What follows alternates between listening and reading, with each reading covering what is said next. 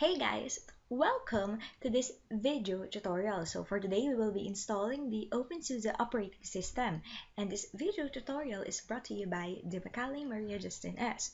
So first up is that let's open our VirtualBox, and then I have prepared here an untitled notepad which will show to us the procedures that we will be following in this tutorial.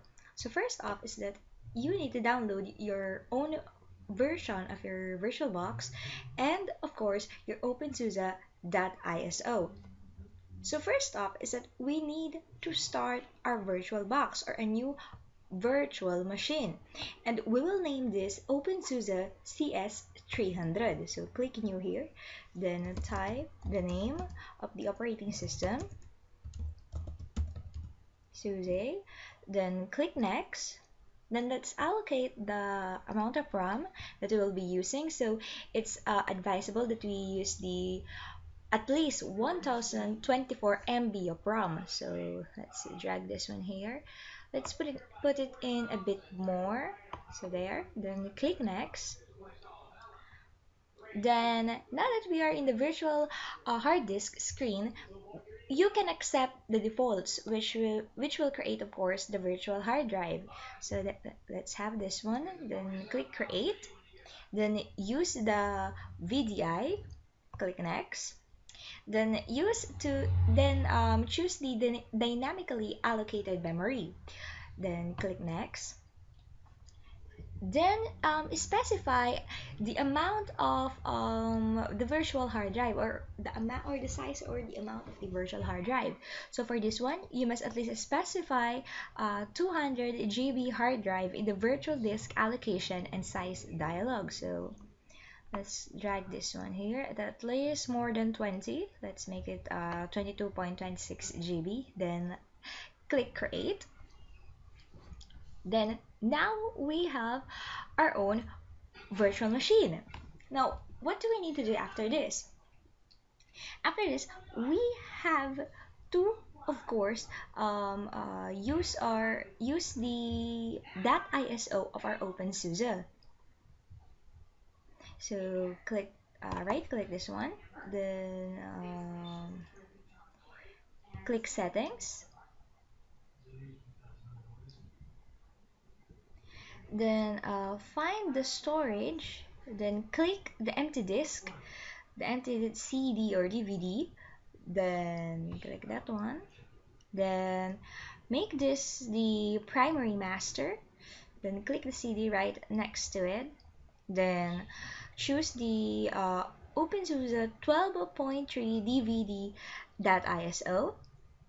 So let's click that. So as you can see there, it's already mounted in this one. Then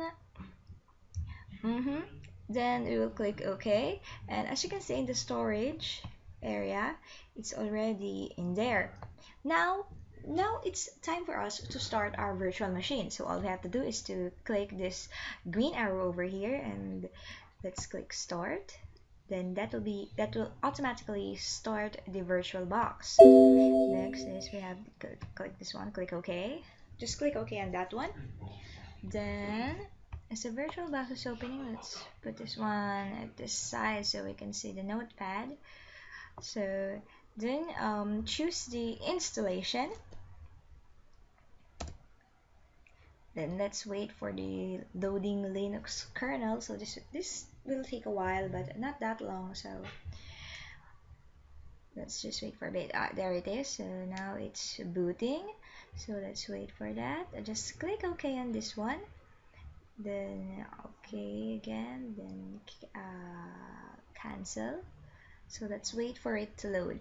So as you can see over here in our notepad, our next step would be, of course, to start the OpenSUSE installer. Next is to accept the licenses, then to click new installation and check the use automatic configuration, since when you open the when you have finally finish installing the operating system, you can just go back to this configuration, so you can choose it later. Then next, that we will have the desktop selection. For the desktop selection, actually we have two supported desktop environment for the OpenSUSE. First is the KDE and then the GNOME desktop environment. So let's hear. Okay, it's finally open. So let's wait for a bit more. Yes, there it is, the licenses. So just click next on that one. Click next. Let's make this one a bit of a smaller window over there. So we can see our notepad, which contains the procedures. So let's wait for that to initialize. So as you can see at the left hand side, we can see here the preparations. We have the welcome, the system analysis, time zone, desktop selection, disk, user settings, and then we have the installation process and then the configuration.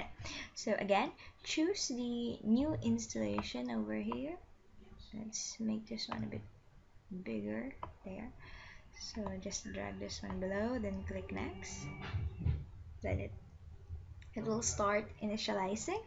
So right now we are at the setting our time zone. So I'm from the Philippines, which is in Asia, and the city that I'm in is in Manila. Let's go to M there, Manila. Then click next. Okay, now here we have the what kind of desktop environment that do we have to choose. So the first off is the GNOME desktop, then the KDE desktop. Actually, the GNOME desktop is recommended for beginners, while the KDE desktop is a bit more advanced than the GNOME desktop, but there's not really much of a difference between the two. So for this one, let's use the KDE desktop. So click next. Click next on that one. So at our installation process, we are at the then we are here at the time zone. Next we have is the desktop selection. Next is that we have the suggested partitioning. So generally here we can accept the defaults. So here are the suggested partitioning. Create the swap volume, create the root volume, then create the volume dev, and so forth. So let's choose that one. It's already checked over here. So let's click next. Then here we have to specify the user settings. So all we have to do is to type in what username do we have to use. So let's use my name for this one, Justin Limacali. So username over here is already directly inputted. Next we have is the password. So well, I'm not gonna tell you what my password is, but it's just going to be my little secret. So let's put it over here. There. Next is uncheck the automatic login, but remember to always keep the use this password for system administrator with a check. So ensure that one. Then afterwards, click next. Okay, the password is too simple. It is based on a dictionary word. Really use this password? Well, you can either just go ahead and change your password, but I think my password is adequate enough, so I'm gonna use that. Click yes. Then after that we have the, let's see, okay, next we have is the software details. So currently we are at software details. We are over here, there. So for the software details, here we can see the installation settings. We have the partitioning, the booting, the software that we are using, the local settings, the time zone, and the user settings, default run level, the system, and the installation from images. So first is that, let's go to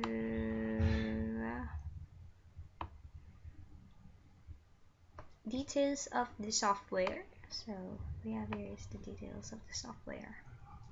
So just click that one, so it will automatically open the software selection and system task. Here we can choose which of these softwares do we want to see in our KDE desktop. So some of the recommendations that I can give you for this one is that you can of course check the lightweight X11 desktop environment, the XFCE desktop environment, the console tools, and the 32-bit runtime environment. Then if you of course install the 64-bit of the Opensuse. Next we have is the base development and the C and C++ development. So for our session for today, I'm just going to choose let's go to the development, the proprietary software, then the development. So we have the base development, the C and C++. Let's put a check on those ones. But if you want, you can all choose the recommended softwares that I have given previously. But for now, let's just have those ones. So, okay. Next, did I forget anything else? Let's, of course, add. That's fine. Let's add some more. Okay. How about KDE? This one. Let's add that one. Or let's uncheck that one. Since that might affect our installation process. So after you have checked the softwares that you want to use, just use and install. Just click OK. Next is let's wait for that to load. Okay. Next after that is that we will go to the booting. So as you can see here, just click booting. Okay, there you can see the bootloader settings. So just keep it as it is. But of course, if there are warnings when you are installing your OS, if you see an errors, just pay close attention to those ones. Next is let's click OK since there are obviously no errors. Then let's go to the firewall and the SSH. The firewall and the SSH. Here, so you can see the firewall is enabled. Then the SSH service will be disabled. The SS port will be blocked. So let's keep it as that since we are just using the virtual box. But if you are doing a dual boot on a Windows system, just enable and open the SSH service. Next is that let's click install. So just click install over here. Then we have the confirmation for the installation. So the information required for the base installation is now complete. If you continue now, partitions on your hard disk will be modified according to the installation settings in the previous dialogues. Go back and check the settings if you are unsure. Since right now we are already sure with this one, let's just click install. So let's wait for that one. Next is that now this is the long part. We are currently at the installation process. We have the perform the installation. So this installation process might take you an hour and a half, but it depends on the machine that you have. So we will just skip this part ahead and go back when this is obviously at least near 100%. So just wait. So let's just wait for a bit. So let me just pause this one.